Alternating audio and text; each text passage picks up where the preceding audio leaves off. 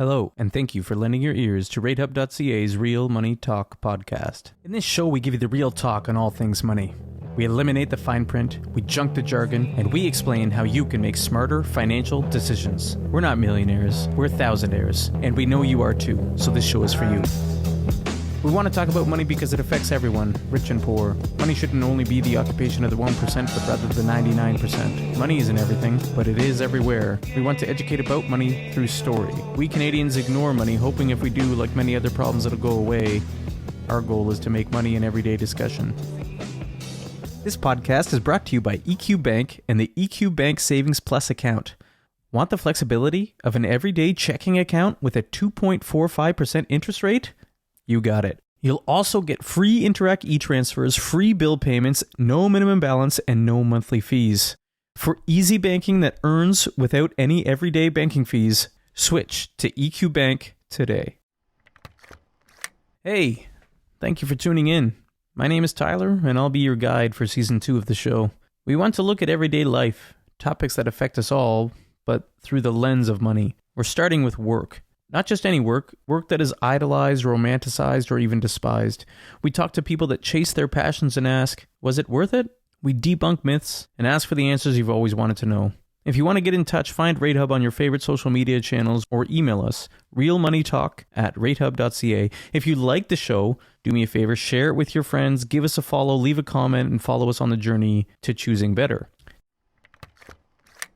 I've worked for renovation companies. I have friends who are contractors. The construction industry is a dinosaur, and educating yourself will help move it forward. Whether you're planning a renovation in the future, thinking about entering the business, or just want to get educated on construction, Manny from Hardcore Renos is as real as it gets. Renovation TV shows aren't real. Manny tells it like it is. We ask how much contractors make, about paying for jobs in cash, and if buying a home is still a good idea. We want to know the best ways to work with a contractor to not waste your money, your time, or lose your mind. Follow Manny anywhere social media exists at Hardcore Renos. You'll love the stuff he posts. There's an age-old saying, quick, quality, cheap, pick two. So why do we as consumers always want all three when it comes to renovations? I had a repair guy come by my house, look at my broken down washing machine, and in 5 minutes he diagnosed the problem and told me it's not worth repairing because the part is $300 and his labor would be the same. He told me to buy a new one and charge me $70. I paid $70 for 5 minutes? No. I paid $70 for 30 years of experience, for showing up the next day, $70 for expert advice. $70? That's cheap, but not everyone views it this way. Today I'm joined by Ratehub's VP of Marketing, Luke Sheehan, and content strategist, Hyder Owainati.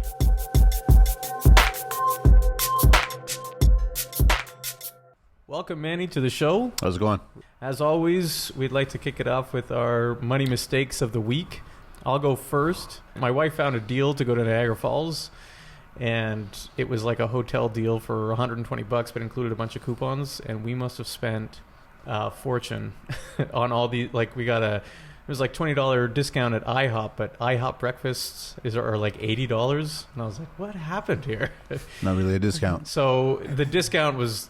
We spent way more than we ever do on an average weekend. Got it. Thinking that we would. So watch out for those discounts. Make sure to read the fine print. Okay. Manny, you want to take the next one? Sure. Well, I guess since I'm in construction, I'll talk about reading the fine print regarding deposits. You want to pay attention to any suppliers. I guess when you're a good contractor, you actually set up some really good relationships. And obviously you buy some product and you have to return it because people change their mind. But sometimes you'll get a supplier that won't return it, and there's certain rules regarding credit card deposits, regarding cash deposits, regarding any kind of deposits, and your deposit could quickly disappear. Right. So those are mistakes that happen all too frequently on a job site. So Hyder is our resident credit card expert. Hello. If someone doesn't return your deposit, can you debate that with your credit 72 card? hours is what I was told. Because I went that route. About contacting the credit card company. And then any company in Ontario, they don't even need to have a sign on their store regarding deposits that you have to return it or you have to come back within a 72-hour period. Right. And they'll keep the deposit, right? So it's just a little stickler, and I'm sure that I'm not the only one, but I'm sure a lot of homeowners have gone through that and other contractors have gone through that, right? Oh, yeah. So it's loss of money. Yeah. But yeah, generally I like Home Depot and Lowe's for that kind of, like, I feel like I can return something 6 months IKEA and later. Home Depot and all those other kinds of stops, they're great, they're wonderful. But when you get into independent vendors, small and mom and pop shops, there's those two avenues. They'll either be nice and realize that you'll come back and want to purchase from them again, or they won't be nice and don't care if you ever come back again. Right. So they'll just keep the money and forget it and move on, and then you just share some harsh words about them in private, right? Yeah. Until the social media gets to a certain level, and then we'll go from there. Okay, so for my money win, it was kind of a pretty big win. It was my anniversary recently, my first year anniversary. Congratulations. So, thank you. She didn't divorce me yet. So I got a bunch of gift cards from my parents, so I've been saving on dining out, like, pretty big. Nice. It's a big win. Doesn't recoup the cost of the wedding, but at least for a few weeks, I get to eat for free. Great. Luke? Okay, so I would say for my money mistake, how long have you got? We could be here for a while. I think I'm probably a big proponent of not always practicing what I preach.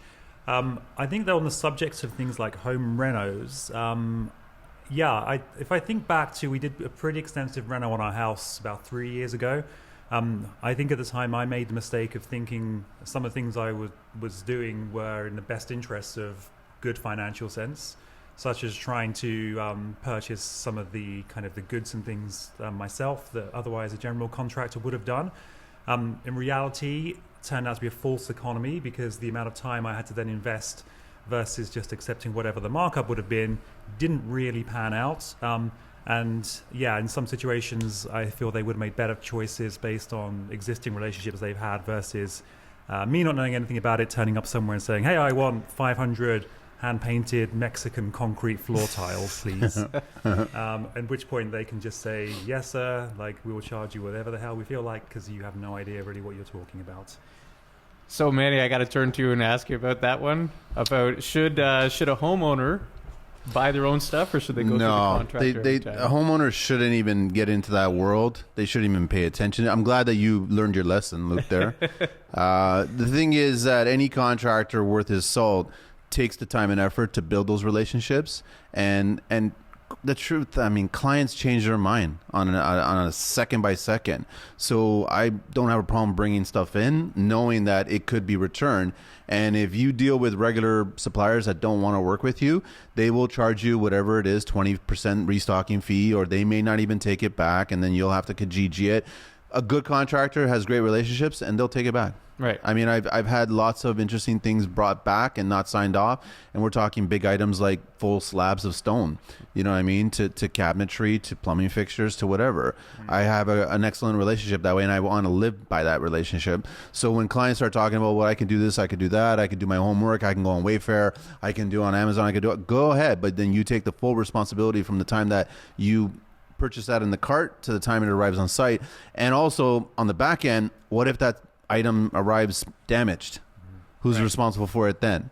And you've scheduled a contractor to come in, you scheduled subtrades to come in to install that item, and it arrives damaged. So now you have to rebook somebody to come in when the proper item arrives not damaged. So that's going to cost on to the client now. That's not going to cost on to the contractor. So it's best to stay away from that world. Okay. You want to take that first one? Yeah, so because I think it bleeds nicely in. Yeah, thanks for that, Manny. I could instantly go down like a rabbit hole of 1,000 questions about this stuff. Go ahead. I got 1,000 answers. It's a fascinating subject to me as well, because I don't have any like actual skills as a human being. Neither do I. I make it up. In fact, lately, I think it was last week, I was having a conversation with a couple of people on my team and saying, like, if there's like some kind of zombie apocalypse type situation or a huge arc and you've got to justify your place on, you know, saving humanity, like, people like me would be at the very bottom of the list. Like, I can't whittle a chair out of a solid piece of wood or anything useful. So there you go. That's my challenge. But anyway, really interested about hardcore renos. I mean, what's your story? Can you give us kind of a run through of how you got to be hardcore renos and the journey along the way? Sure. Hardcore renos is about 11 years old now. I started it after I left the film business. I was in the film business for a decade. I studied film. I started filmmaking at Ryerson. Got into the union, worked my way up through the union, and started working as a techie. I just knew a thing or two about putting stuff together. So then I just gravitated towards the grip and lighting department. Worked in the industry for a little bit on TVs and TV shows and movies and commercials, and then I ended up getting an agent and I started directing commercials. Was enjoying that because I liked the whole creative process of it. But then all of a sudden, 2008, 2009, the economy changed. Film and production and everything was changing dramatically. Technology was changing dramatically, and it became harder and harder to actually get productions, get work. So I ended up bumping into a high school friend, and he was doing construction. I said, I can do that. I didn't really think anything of it. I just said I know how to do it.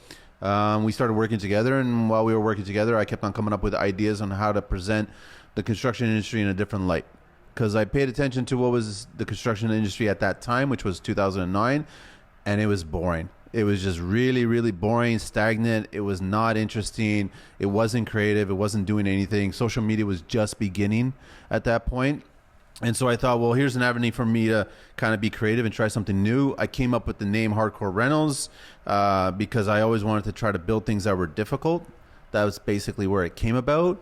Mind you, 2009, 2008, you did a Google search for Hardcore Renos. It was pure porn, right? That's all that came up. You do it today, it's, first 2 pages is all me. Yeah. Right, it's all me. Then you get the porn. But Got to go deep on the Google. you got to go deep on the Google to get porn. Exactly. Good to know. But yeah, a lot of people said don't use that name. It's not a good name. It's going to get misread. It's going to get whatever. So I said forget it. I'm going to stick with it. I stuck with it. I built the brand. I used social media to build the brand. And then it was really about, I didn't have a problem sharing my ideas. The industry had a problem with contractors sharing their ideas. Mm-hmm. And so that was a very strict contrast between what I wanted to do and what the industry was doing. So I met my fair share of contractors and sub-trades and other people that didn't want you to do what I was doing. Right. So it's like I was really interested in sharing and moving on and sharing the knowledge and trying to get other people, work with them, network and do all that stuff. And that's why social media did really well for me and it grew really quickly. And I've been doing it since. So I've been doing it that way. And I take on certain work that I like to do. I push clients a certain way. I've been very vocal about things that I don't like glass block and shaker panel kitchens and like typical stuff that I don't really like. I know that everybody's doing that. Yeah. It's great. It matches the for sale sign on the yard. But if you really want to do a renovation in your house that you want to enjoy for the next 20 years, then do a renovation on the house that you want to enjoy. Yeah. Right. So I always interview my clients, ask them, where are you guys going to be 10, 15 years from now? Are you guys selling this place? Is this for you? Are the kids moving out? What's the story? What's the whole deal here? And then I get a feel for what they really want to do, because some people don't. Okay. Some people just want to make it look pretty so they can add a for sale sign and move on. Mm-hmm. Right. So I'm not that builder. There's lots of other guys that do that. That's not me. I feel we're going to go in a multitude of directions here with this. It's going to be an editing nightmare. Because, yeah, it's like you touched on a lot of points there, including like real estate and just selling your house. So I'm going to pull you back a little bit. Sure. So in it, you're saying, so you're trying to change the industry in a sense and give a little bit more clarity around constructions and renovations. That seems to be like a topic that everybody wants to do it, but nobody wants to learn anything about it. And people aren't picking up a hammer anymore. They're using like the Jiffy app to like hang a picture. It's more, everybody wants to make a whack of money in the beginning with doing the least amount of work. That's what I have a problem with. Nobody really wants to invest. I in the film business, I was a grunt for 5 years before I actually got to direct a commercial. Right. In construction, it wasn't until 4 or 5 years later that I actually started making a mark. People started taking notice of what I was doing. So you try to tell that to a kid today or somebody who's just getting started in construction, you got to just play the field for about 4 or 5 years. They'll be like, no. Tell me what I got to do for 5 weeks. Right. And that's what I have a problem with. Right. So the industry needs to change because construction industry is a dinosaur. It does move slowly. Yes. It's one of the last industries that actually evolves, and it's really frustrating. I just had a question about those insights that you have that other contractors don't want you to share, or how you're really pushing to change the industry. Could you talk a bit more about the specifics around that? It's details. So my first incident was my first year. I had a stair guy come in. I don't know anything about stairs, so I hired a stair company to come in to do it. And the person that they brought in to do the work literally stopped midway through doing the work because he didn't want me to see his trick. because he was concerned that I was going to steal his trick and start a stair company tomorrow. So I just looked at him and was going, listen, either you do it or you leave. That's the two options on the table right here. I spoke to his employer and I just said, what is this all about? This is ridiculous. So I explained to him. He came back and he did it.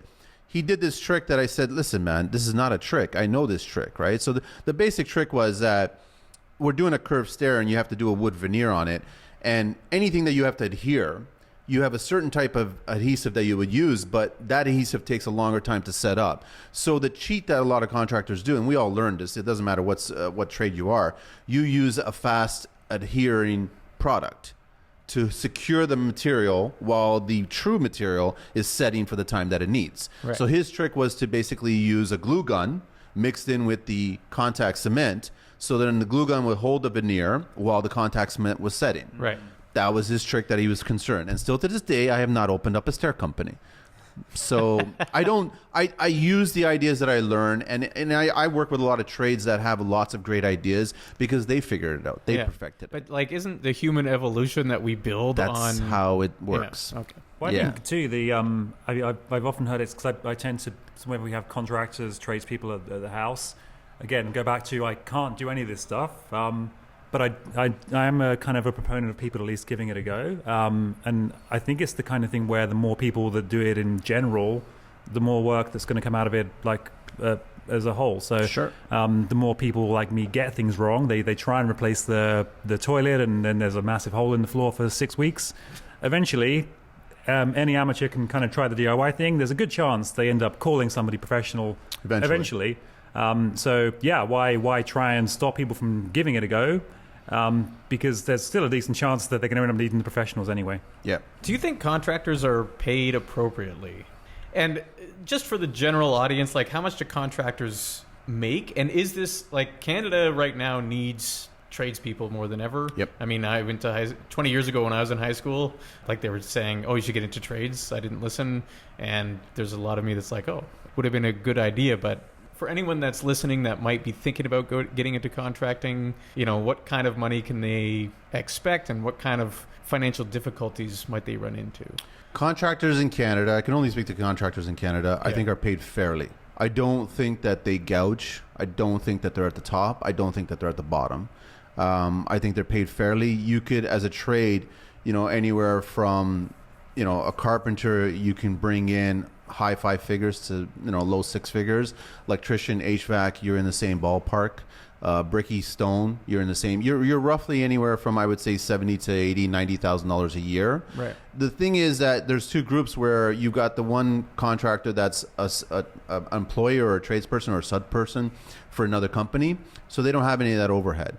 Right. So then if you're in a business, you have all that overhead. What clients seem to forget is that they'll come in and these contractors have to take care of their WSIB.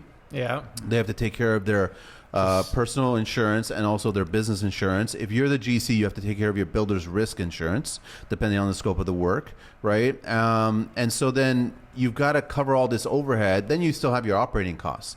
Right, so your vehicles, your phone, your office, whatever it is that you have. So you got to factor all that in, and then you do the work. Now, most guys hourly could be anywhere from 35 to 55, depending on who it is. So it is a good wage. The problem is that when you get into the industry and most guys start working for somebody else, and they're basically part of the team, and they're starting at the bottom, and then they work their way up. Then they realize that I want to start my own business. Then they got to carry all this overhead. Then they start getting their own clients. It's the moment that you get a bad client. Right. And like driving school, and the instructor tells you one day you will be in a collision, right? They don't call it accidents now because we can avoid them. They're called collisions. You are going to be screwed over by a client. So how and what level are you going to get screwed over by that client, right? It could be screwed over by a supplier. It could be anything. So you will take a hit. And there is that whole stereotype, which is a true stereotype in the construction industry, where the final payment is always renegotiated. Even though you have a contract, even though you delivered on everything, even though everybody was great and the work is impeccable and they're very happy and you've got an outstanding final bill, clients have a tendency to say, I don't want to pay that, I want to pay this. Right. And then it's a matter, you know, like you kind of scratch that. Your guys came in, they dirtied this, or this took a little bit longer. It just became this whole renegotiation thing. So as anybody who wants to get into the industry, just prepare yourself for that because that is a part of the business. Contracts are key. They are key, but they can also drag out the process. Right. You got to understand that clients and people who don't want to pay don't mind dragging this stuff out. You have a livelihood. You've paid your guys. You've paid your suppliers. You got another job going on. You can't spend all that time and effort going through a legal procedure, right, and all this other crap, right? So it's a good living. But you have to pay attention to where the holes are.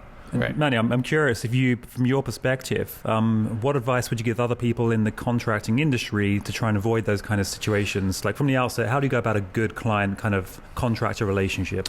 I've always told every single person that's asked me that same question is read them a lot more than they read you.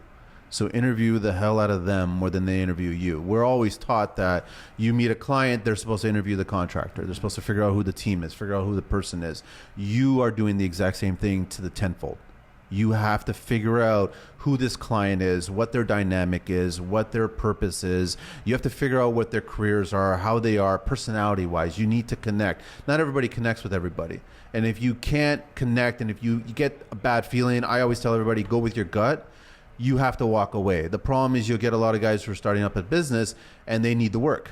They need the money, so they'll take it on. But they don't realize that that could be their worst job, and all of a sudden it could put them in a bad spot. Right. So I just tell people, interview them completely over and over. Just pay attention to their personality, right? Who they are as a person.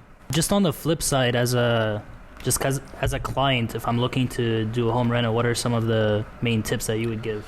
Do a lot of homework, but real homework. Like, do not try to educate contractors that you read something somewhere and it's absolutely true, right?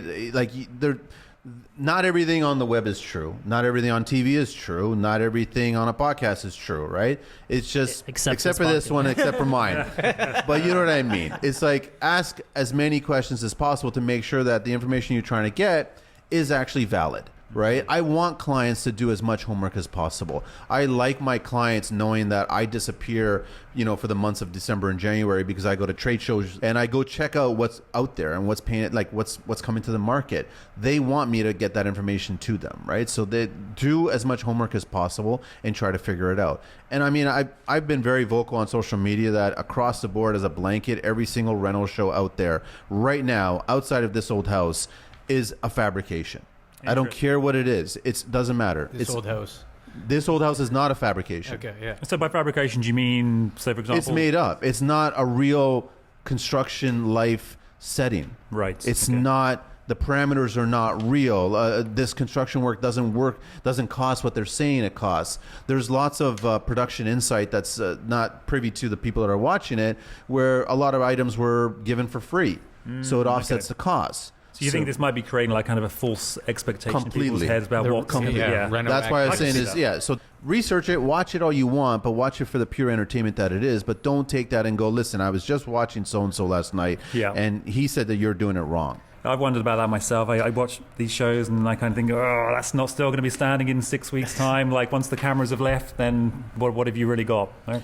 For the clients, I wanted to ask, like, for instance, how should they pay a contractor? Should it be like a project management fee, or should they do like 10-20% on top of trades and materials? And the big question I have is, contractors are one of the last businesses you pay large sums of money in cash. Like, I went to me. Yeah. No. Well, because you're doing it right? Yeah. You're trying to, there's always a paper trail. Yeah. So I went into the bank and I said, I was doing a reno, and I said, can I get $5,000 in cash? And each teller, every time I went in to pay a different trade, each teller always said, oh, doing reno? Really? Different banks, different branches, different tellers. Yeah. It's the underground. It's the underground economy, and we're in Toronto here, and I remember there was one client I had that asked me if they could pay Woodbridge cash, and Woodbridge Visa. Woodbridge Visa. And I'm like, what is Woodbridge Visa? And they're going cash. And I'm like, no, I can't do that. Is it cash in a brown envelope across the table? Basically, right? So I've never done a cash job. I will never do a cash job. Unfortunately, like, I got started in the business just as the GST, HST changed. So all of a sudden, instead of paying 7% of the time, you have to pay the full 13%. They didn't like that. Clients didn't like that, but they don't realize that we're not keeping that money, we're collecting it. That's how the tax process works, right? So we have a business and we have to offset it regarding our expenses, but we have to still collect it and we have to pay that back. They don't like it because it's a big chunk, because when you submit a quote for a reno, you're doing a basement reno and it's 1,400 square feet and the number works out to be about $230,000. They start looking at $213,000 plus 13% on top of that. Yeah. But I also say to them, how much did you pay for this house? The house is what? 3,500 square feet. So you paid what? About 800,000. So basically upstairs you paid about 400,000 for each. You're getting a deal with the basement right now. Right? That's how you got to kind of calculate it, right? I've always argued since day one that a basement in Canada is not a basement in my opinion. A basement is another floor. I've actually nicknamed it the third floor. Because the moment I go in to do a basement, I'm adding a kitchenette, I'm adding a home theater, I'm adding an exercise room, I'm adding storage, I'm adding a 3-piece bathroom, I'm adding a sauna, I'm adding all kinds of stuff. So you are actually having more living space that you want in your house. Let me just ask you another question about the cash thing, Manny. So I think when I was growing up, because my dad worked in construction and similar things, there was always a perception, I think, that it's, there's a cash price. We give you the cash money, then you can, we make deal kind of thing. Yeah. I presume that's just complete fallacy. It still goes on. That's the problem. It still goes on. And I know certain guys that do it, and they have worked for me, and they've told me that they've done it, and I just said, you'll never do it with me. You understand that, right? Right. It'll never work with me. I can't do that. It doesn't work that way. As good as it is a feeling of walking around with a big manila envelope stuffed with cash in it, hundreds or whatever, it's not the right thing to do. It's the wrong thing to do, because the thing is, you're doing work. What if something goes wrong? I'm talking about through the client's perspective. What if something does go wrong? You have no trail at that point to go back and ask this person to return, because they said, I never did that job. Right. I never did. So again, feels like you're doing the right thing up front, but in reality, could be a mistake when you look back on it. You're gonna pay for it later on. I've joked before where I've had clients give me a deposit check that is 6 figures, and I've texted all my guys going, I'm off to Mexico, see you later. You know what I mean? But it's a pure joke, because I'm dumbfounded sometimes, where I've met clients on the very first day, we get along really well, and all of a sudden by the end of the week they're giving me $150,000 check, and I'm just like, wow, I haven't done a single thing other than sell myself, and you've given me this much money. So I just joke about it, but the thing is, we also want to deliver. Yeah. Right. So you are going to spend a lot of money on a rental. You should spend a lot of money on a rental. We know what cars cost these days. We know what homes cost these days. Right. So why is it that we have to question what construction costs? There are different levels of construction. We know tract building, subdivisions, all this other stuff. We understand that. But we also know when we first walk through there, and you're doing your final walkabout regarding the house, and you're putting the post-it notes on there, and you're going after your second or third pad, there's a reason why all that work has all those deficiencies, right? So I'm not in that league. When I got started in the business, I told myself I wanted to be a part of the top 10%. I didn't want to be a part of the bottom 90. So I do crazy things. I've done crazy things. I keep on coming up with crazy ideas, and I've had ideas rejected, but I've never had any of my ideas fail once we completed them. The clients have been extremely happy with them, and they show them off and they use them. And I tell my clients over and over, please do not bubble wrap this. Like, actually use this. This is like work that's been done for you guys to use now. So use it, abuse it. If it gets nicked here and there because of use, then fine, whatever. We can slap another coat of paint, but use the work that you paid for. Right. You paid good money for it, right? So is housing still a good investment? In Toronto? Yeah. Third, what is it? We're the third most expensive place to live in the world. In the world, we're the third. Unreal. Toronto is absolutely scary. I've been personally looking at passive income regarding rental properties. Right. That's where I think is not scary. Would I take a house in the downtown core and flip it? No way. Right. No way. It's too much of a risk. There's no way. There are too many problems with the homes in downtown core. I love them. I love the old Toronto homes. I really do. But every single one that I've touched, opened up, looked at, or whatever has a problem. And I'm talking major structural problems. Right. You have to understand that these homes were built well. They were built well, right? But people butchered them along the way. They did certain things that compromised structural, and all of a sudden they just kept on lipsticking it and moving on that way. So they made them worse. And then they started falling apart. And now you got to get to the point where you either just demolish this thing, which becomes a huge expense, and you can't do it. The city sometimes won't let you do it because you'll be forced to go with the new zoning law. So your house will become smaller now, and you don't want that. Or you fix every single problem that you find, which will become very, very expensive. And when I say expensive, I'm talking six-figure expensive, because you're fixing things that you do not see, but you feel. Yeah. Right? And clients do not like that. They want to spend money on things that they see and feel. So if you approach a house for sale and it's leaning slightly to the left, maybe walk away. I would definitely walk away. We all seen those homes, right? For sure, yeah. There's tons of them around. And I'm curious too about this, because something else we hear quite a lot is invest money in your house to sell it. You know, you'll put a brand new kitchen in and a bathroom, you'll get the money back, then some on the closing. Would you say that's true? Again, is that something that's been generated? It is true. Kitchens and baths are definitely the money-making rooms in the whole house. But what I'm learning is that when you get certain clients that are educated enough to do the right homework, they also understand that energy efficiency is just as valuable. Your mechanical systems and the way you operate your house are just as valuable. Trust me, I love a beautiful kitchen. I love a beautiful bathroom, spa. Like, I love all that stuff. But I also love really small utility bills. You know what I mean? Like, I don't want to do a renovation and all of a sudden my utility bills drop 10%. I want to see my utility bills drop in half, if not greater. So when I'm talking about that, I'm talking look into proper insulation, look into proper mechanical systems, consider doing a boiler instead of a furnace, look into not necessarily triple glazed windows unless you have a sound issue. That was a strange growl there from Tyler. Is he something on the boiler world you want to share? There. I put in a furnace, and I have a tenant in the basement, and I wish that I had gone with in-floor hydronics. Hydronic. If you go with the hydronics, your children, yourself will never have any dry nosebleeds, all kind of crap in the winter months that we have. Interesting. You will never, and you will never pass on colds and flus. You won't. Forced air is exactly that. You're forcing air from one area to another area of the house. Yeah, it's so you're literally basically breathing on each other at that point. We're North America, so we live by forced air. If you go anywhere outside of North America, they live by radiant.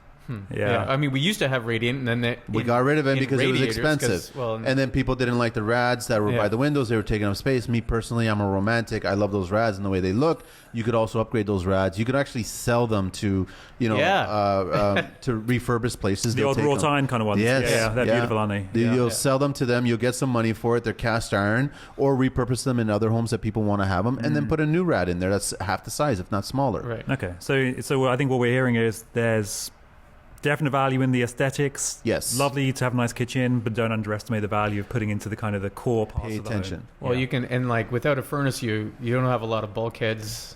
You gain more ceiling height in the basement. You still have to move air, but the thing is that you have to move a smaller quantity of air. So you can hide those lines in traditional framing. Right. Yeah. And then all of a sudden you lose all the bulkheads. And these homes aren't beautiful. The town, like all the Toronto homes had 10-foot high main floors. They had 9-foot high second floors. Yeah. Right? They had vaulted ceilings on the thirds and things like that. These are beautiful homes. I can't get out of my head the concept of forced air is just other people's breath being breathed on you. That's exactly what it is. I'm sorry. I can handle that with my family. If I was sharing with a bunch of guys, I'll tell you a really quick funny story. When I was a teenager, we were hanging out in the basement of a friend's house, and we were having a conversation, and as guys do, our conversation got a little graphic. And the next morning, the mom woke up and all of a sudden just said, "You realize that I heard the entire conversation?" Because they just traveled through all the ductwork. Yeah. So that's why I'm not a fan of forced air. I prefer radiant. Just a bit more on the topic about aesthetic versus investment versus return. What are some of the home improvement renovation kind of tips that you would suggest to clients who really want to get the most bang for their buck as opposed to aesthetics, aside from obviously the radiant air? The kitchen is the number one room, and it's the number one room in anybody's house if you guys use it. Yeah. If you're not a cooking family, then don't spend the money on the kitchen, right? And so when I say cooking families, like you guys actually enjoy cooking and hanging out and being in the kitchen and working together. But look at the kitchen, and when you want to spend money, I've always told clients over and over, it's easy to walk into one showroom and choose the most expensive items for every room that you do, right? It's a lot more challenging, and it's a lot better financially speaking to walk into several showrooms and pick an expensive item from one, pick a least expensive item from another, and mix the two together. I've done that all the time with tile. I've walked into tile showrooms where I choose something really, really inexpensive down to like $1 a square foot, and I pair it up with something that's like $20 or $30 a square foot, and I make it look like it's very expensive. That's the challenge. That's where contractors and the designers today, we have those skill set. Homeowners can do it too. It's just a matter of you have to window shop. You have to do the legwork. You got to go around. Don't get discouraged by the high price tags on certain items, but pay attention to them and look at other items that are cheaper. So your kitchen is definitely one room that you would do. The bathroom is the other one. People are getting back to bathtubs nowadays. They really are, especially when it comes to master baths. They really want that separate bath. Like occasionally I have a bath as well too, and I love it, right? So if you can somehow sacrifice a closet and make your master bathroom a little bit larger, do it. Like add that bath, do it, because it will get huge dollars later on when you sell it, because people will look at it the same way that you're looking at it for that reason. You have to also start factoring in all the new comforts that are going on these days. People are loving heated floors. So if you can't do radiant because you've got forced air, do electric in your bathroom. You will love it. Yeah. And the next thing I tell people is that I'm still convincing, and actually it's not hard for me to convince, is heated toilet seats. They've gone very, very cheap now, cheaper than what they were. They used to be $3,000 each. But until you sit down and do your business on a heated toilet seat, you will not understand how good those things are. So you can never come back from a heated seat. You can never come back the same way you can never come back from heated floors. You can, even radiant heated floors throughout the whole house. You could pass out on the floor and it will be more comfortable than passing out on your bed. Interesting. Hyder, didn't you buy one of those bidet spray things? Bidets, exactly. Clean the old tush. Exactly. Yes, I did. Can we change the subject? But the heated toilet seats, they're kind of a combo pack now. So they're selling them as heated toilet seats with bidets. So you plug it in, pop it in, and all of a sudden you got both features. I've got to say, I've had one heated toilet seat experience. That was when I went down to the Google head office, and it had massage settings, God knows what else, and it was quite something. You can get a heated toilet seat here. You just have to go in like really close after lunch and in a fast cycle. And I don't want that kind of heated toilet seat. It reminds me of the forced air conversation again. So, I mean, kitchens, bathrooms, if you're smart about it, there's always, I've always had arguments with designers and homeowners where my ideas don't stop at the surface of the wall. They have to understand that every single wall cavity has 4.5 inches of space. Some walls have 5.5 inches of space. That's a lot of space to fit little niches of something. And in Toronto here, we have these homes that are very narrow, very long, very tall, and we want to maximize the space. The third one I would say behind kitchens and bath is storage. Being really, really smart with how you lay out your storage and figure out what you want to store, how you want to put. Nobody wants clutter everywhere as soon as you get home. I tell clients, you guys need to educate me on who comes through the front door, who comes through the back door, where do the kids come through, what do the kids do, where do they drop their bags, all that. You need to figure out the dynamic of the family, and then I tell the clients, do that for every single room. The kitchen is the most difficult room because so many things go in and out of that room, and you need to figure out how that room is operated, right? And you got to treat it the same way with the bathroom. Everybody has their routine. When you wake up in the morning, how you get out of bed, there's a certain thing that you do repeated over and over every single day. It changes slightly on the weekends. You need to pay attention to all those little, and you got to times it by 2. If you've got kids, times it by that, and you keep on doing that. And just a quick follow-up, is there anything where a client will say something that they want and you just kind of want to suggest against it? Is there like poor ideas that people have in their mind? I haven't said no yet.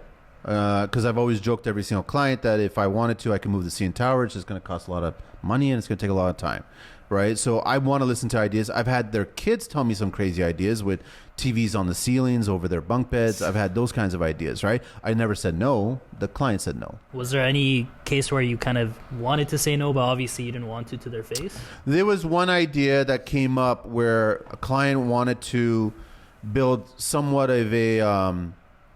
like a little tree house or like a little hideaway nook inside the closet of the kids' bedrooms. And it was really difficult because the closet was a 2x4 standard closet.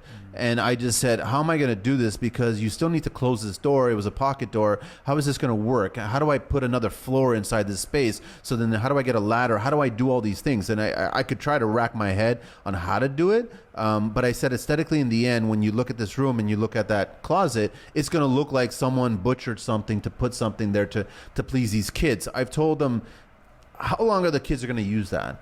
Like, is it they're going to use it for the next 5, maybe at the most 6 years? Then they won't want to use it. And then what are you going to do? You're going to restructurally change everything in that because you wanted this little item? Yeah, I was embarrassed to admit that's the kind of thing that I would see in a house and think, yes, this is the one. Like, this got a secret compartment to hide in the closet. Secret compartments are great. I've got to have great. it. Just to move things on, Manny, we've got some rapid fire questions for you now. So.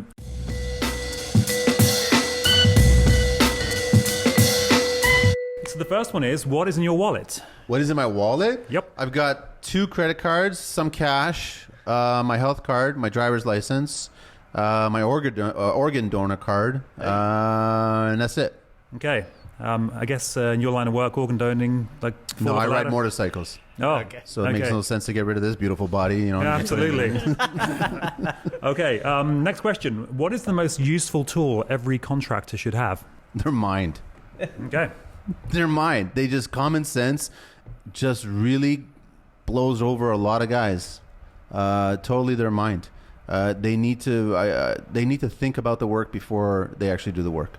Okay. Quite a profound answer. I was thinking like a chainsaw or something. Nah, there's other cool tools, but a multi-oscillating tool would be probably the second runner-up. Okay, cool. Right? I was going to say your cell phone, maybe. Business, true. Yeah. Okay, homes on homes. Yes or no? No. No. Okay, I think we should leave that one there and move on to the next question.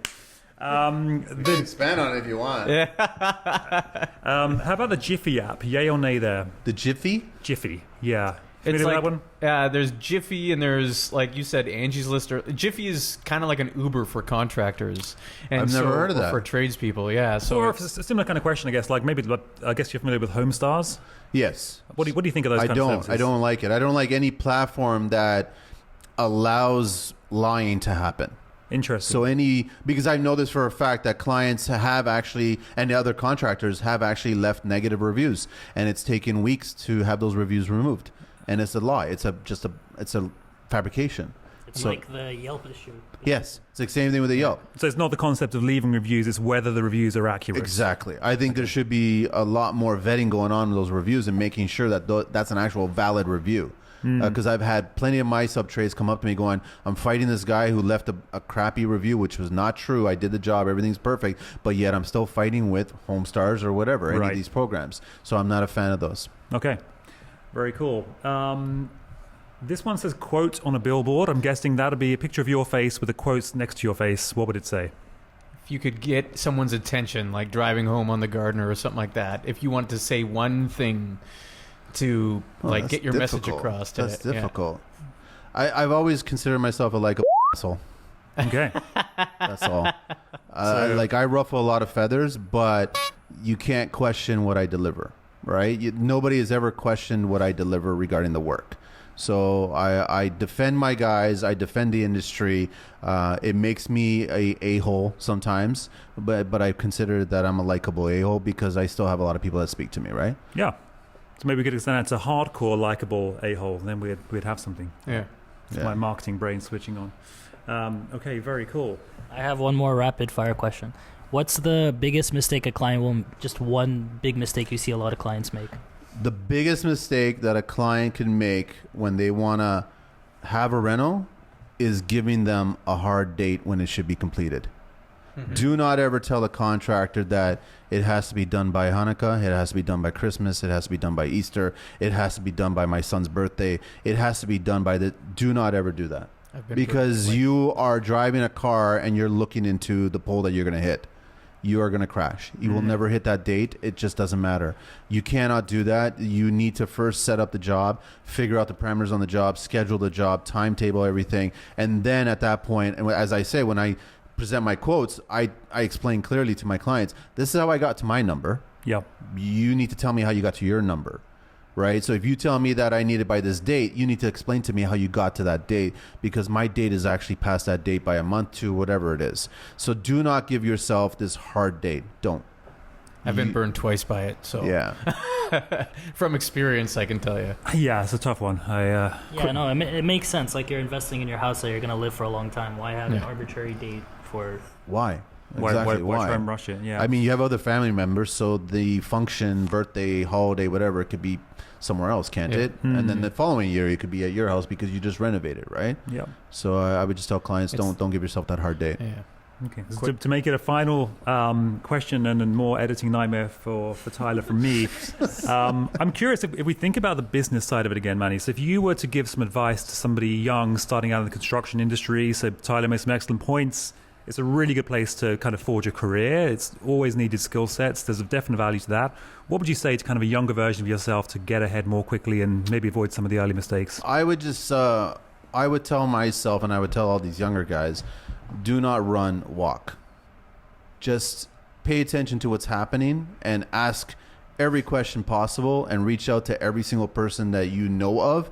And I get reached out all the time through DMs on social media, people that I don't know, and they're constantly asking me questions. And I respect them for them asking me these questions because I didn't have anybody to ask, right? So I had to figure out everything on my own. But I say, do not run, walk. So I know that these kids want to start their business a lot sooner than you did. They want to have their second truck, third truck, whatever. They want to be bringing in $1 million, $2 million in sales, whatever, in their first year, second year.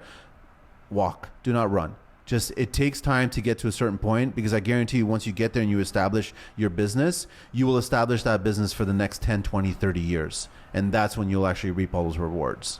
Build to last. Yeah, that's great advice. Thank you. Thank you very much for coming in, Manny. Thank you guys for having me. That was appreciate it. Exceptional. Yeah. Yeah, that's really interesting. Good. It's one of those things, isn't it? You can talk all day about this kind of stuff. Oh, I could talk forever. I do it on a weekly basis, right?